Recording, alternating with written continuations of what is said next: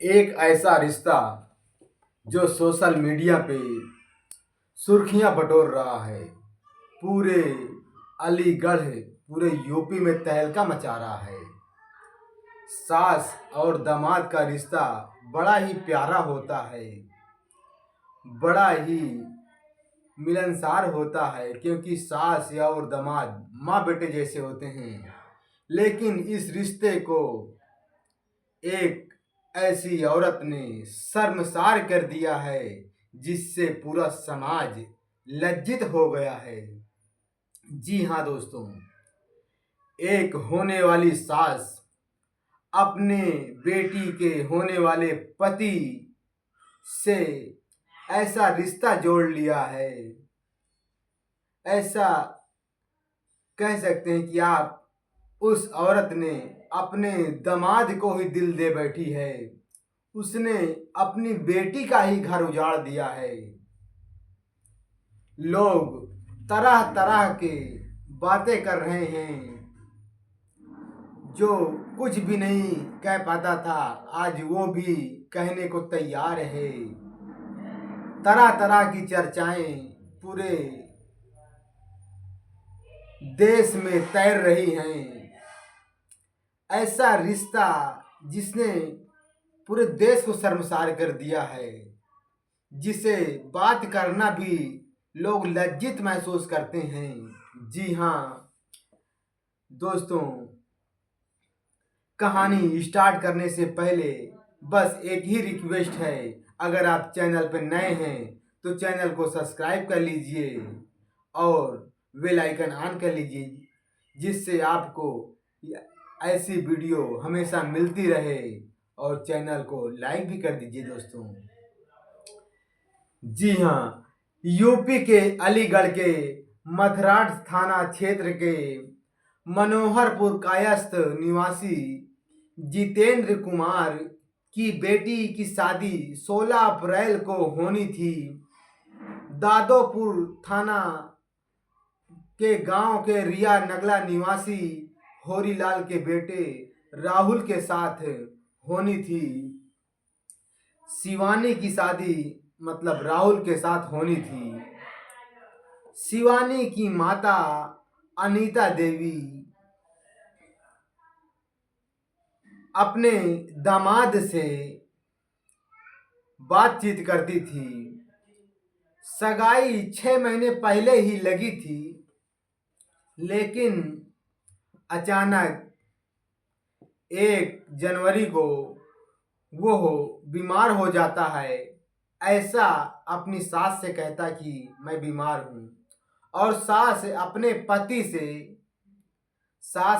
पति जितेंद्र से कहती है कि दामाद जी बीमार हैं और मैं उसे देखने जाना चाहती हूँ। और वो अपने घर से 1 तारीख को निकल जाती हैं अपने दामाद से मिलने के लिए। लेकिन जब वहाँ पहुँचती हैं तो दामाद अपनी सास के साथ संबंध बना लेता है। और फिर 1 दिन नहीं, 2 दिन नहीं, 3 दिन नहीं, 4 दिन नहीं, 5 दिन लगातार सास को आने नहीं देता है और सास वहीं रुकी रहती है। दोनों एक कमरे में रंगरेलिया मना रहे थे। लेकिन जब 5वें दिन के बाद सास आती है तो होने वाला दामाद यानी राहुल उसको गांव के बाहर ही छोड़ देता है और वो वापस चला जाता है। लेकिन गांव वालों को जो है ये हजम नहीं हो रहा था। कहीं न कहीं उसे शक हो रहा था। लेकिन सास दामाद का रिश्ता है, कोई कुछ भी कहने से पहले 1000 बार सोचता है कि ये माँ बेटे का रिश्ता है, इसलिए कोई कुछ कहता भी नहीं है। शक तो उनके पति जितेंद्र को भी होने लगी थी, क्योंकि वो अपने दामाद से 20-20 घंटे लगातार, 15-15 घंटे, 10-10 घंटे लगातार बात करती थी। लेकिन राहुल कभी अपनी पत्नी से नहीं बात करता था। 1-2 मिनट बात किया तो किया, वरना कभी अपनी पत्नी से नहीं बात करता था।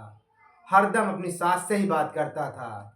लेकिन इस रिश्ते को लोग क्या नाम देंगे, किसी को कोई शक भी नहीं होता था, क्योंकि माँ बेटे का ये रिश्ता जब भी राहुल हमेशा आता था वो उनकी मम्मी के कमरे में दो दो तीन तीन घंटे चार चार घंटे बैठ के बात करता था, कभी अपनी पत्नी के पास नहीं बैठ के बात किया।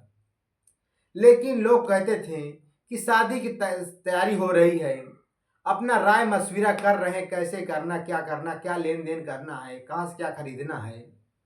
तो इसलिए कोई उंगली उठाने को तैयार नहीं था। लेकिन उनका पति भी इस बात को कहीं न कहीं जान चुका था, लेकिन वो भी कहने से कतराता था कि सास दामाद का रिश्ता बड़ा ही प्यारा होता है, बड़ा ही लाड प्यार करती है अपने दामाद से, बेटा समझती है। क्योंकि वो अपने पति से, अपने ससुर से एक मोबाइल की डिमांड करता है और ससुर उसे एक मोबाइल दे देता है, और वो मोबाइल फिर अपनी सास को देता था, और उससे लगातार 20-20 घंटे बातें होने लगती थी, बातें होती थी। 16 अप्रैल को उनकी बारात आनी थी, 6 महीने पहले सगाई हुई थी, और 16 अप्रैल को उनकी बारात आनी थी। बारात आने से 10 दिन पहले सास अपने पति संग भाग जाती है। दोस्तों, पूरे गांव में, पूरे रिश्तेदारी में कार्ड बढ़ चुके थे, निमंत्रण बढ़ चुके थे, सारी तैयारियां पूरी हो चुकी थी, मात्र 10 दिन शादी को बचे थे। लड़की सोच भी नहीं सकती है कि मेरी घर बसाने वाली मेरी माँ ही मेरी जिंदगी को उजाड़ देगी,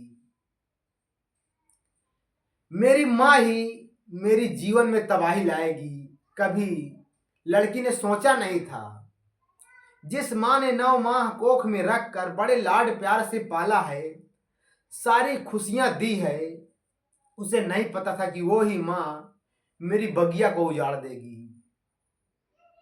दोस्तों, निमंत्रण लेकर उनका पति अपने साली के यहाँ जाता है, और वहाँ जब पहुँचता वापस लौटने लगता है, तो इधर से अनीता देवी यानी जितेंद्र की पत्नी फोन कर देती है कि तुम्हारे जीजा जी आए हैं, उनको वहीं रोक लीजिएगा, आने नहीं दीजिएगा, यहाँ बिना खाना खा के गए हैं, आप वहीं रोक लीजिएगा, सुबह आने दीजिएगा। लेकिन उनकी बहन बोलती है कि जीजा जी तो यहाँ से चले गए हैं, अब कैसे उनको रोक लूं, पहले तो आपने बताया नहीं है। लेकिन उनको आने में कई घंटे लग जाएंगे, लगभग शाम हो जाएंगे। इधर दामाद अपनी सास को फोन करता है, और वो दामाद अपने घर में ये बता के घर से निकलता है कि मैं कपड़ा लेने जा रहा हूँ। उधर सास जो है अपने घर से सामान लेने के लिए कह कर निकलती है, और तिजोरी में रखा गहना और जो नकदी कैश होते हैं वो लेकर फुर हो जाती है। जब उसका पति घर पहुंचता है और पूछता है शिवानी से कि तुम्हारी माँ कहाँ गई है, तो बोलती है कुछ बाजार कुछ सामान लेने गई है। लेकिन जब बात करती हैं तो उनका फोन स्विच ऑफ आता है। कई बार लगाने के बाद बात जब नहीं होती है, तो उनके अपने होने वाले दामाद के पास फोन लगाती है, उनको बात ये जानकारी हो जाती है कि ये दोनों बाहर गए हैं। जब उनको ये जानकारी हो जाती है तो अपने दामाद के पास लगाते हैं, दामाद भी नहीं उठाता फोन। लेकिन उसके बाद जो है जब बात आती है तो वो बता देते हैं कि तुमने 18 साल जो है बहुत सताया है, दारू पिया है, मारा पीटा है, अब भूल जाओ अपनी पत्नी को, ये तुम्हारे साथ नहीं रहेगी और ये मेरे साथ रहेगी, इसे मैं लेकर जा रहा हूँ। इतना कहने के बाद फोन कट हो जाता है। जब फोन कट हो जाता है, ये लोग दोनों निकल जाते हैं, अलीगढ़ से यूपी छोड़कर बाहर निकल जाते हैं। उधर जितेंद्र को कुछ समझ में नहीं आता है कि अब क्या किया जाए। जब देखते हैं अलमारी में तो सारा गहना गायब होता है और नकदी कैश भी जो घर में रखा हुआ है वो भी गायब होता है। तो लड़की से पूछते हैं कि क्या आपने देखा नहीं है? तो वो बोलती है, मुझे क्या पता था कि यह लेकर गहने और पैसे फुर हो जाएगी। दोस्तों, फिर उसके बाद जो है FIR लिखाते हैं। FIR में वो लिखवाते हैं कि 5-5.5 लाख रुपए का गहना होता है और 3-3.5 लाख रुपए नकदी होते हैं, जो लेकर हमारी पत्नी अनीता देवी अपने दामाद के साथ लेकर फुर हो गई है। रिपोर्ट लिखवाने जाते हैं। CO मुकेश कुमार होते हैं, वो बोलते हैं, दोनों लोग बालिग हैं, हम इनकी रिपोर्ट नहीं लिख सकते हैं। दोनों लोग अगर साथ रहना चाहते तो रह सकते हैं, लेकिन रही बात पैसे की और जेवरात की, तो हम इसकी रिपोर्ट लिख लेते हैं और हम 2 टीमें गठित करते हैं। जितनी जल्दी भी होगा हम आपके जेवरात और पैसे पूरा वापस कराने में आपकी मदद करेंगे। लेकिन वो दोनों बालिग हैं, उनको रहने का अधिकार है, वो खुद निर्णय ले सकते हैं उनको आपके साथ रहना है या उनके साथ रहना है। लड़की से पूछते हैं कि तो आप क्या कहना चाहती हो अपनी माँ के बारे में? लड़की बोलती है, कैसी माँ जिसने मेरी जिंदगी बसने से पहले उजाड़ दी, ऐसी माँ कहने योग्य नहीं है। मैं उसे माँ किस मुंह से कहूँ? दोस्तों, कि ये खबर पूरे यूपी में तहलका मचा देती है। एक माँ बेशर्मी की सारी हदें पार कर देती हैं, जिसे सुनकर आप शर्म महसूस करेंगे कि जो कल तक होने वाला दामाद था और जो कल तक होने वाली सास थी, वही सास अपने दामाद को दिल दे बैठेगी, अपने दामाद के प्यार में पागल हो जाएगी, सारी हदें पार कर जाएगी, अपनी बेटी की जिंदगी बसने से पहले उजाड़ देगी। किसी ने नहीं सोचा था। पूरे उत्तर प्रदेश में तरह तरह की बातें हो रही हैं। दोस्तों, इस कहानी से आप क्या समझ आता है? हमारा आपको कहानी सुनाने का उद्देश्य सिर्फ इतना है कि आप सतर्क रहें।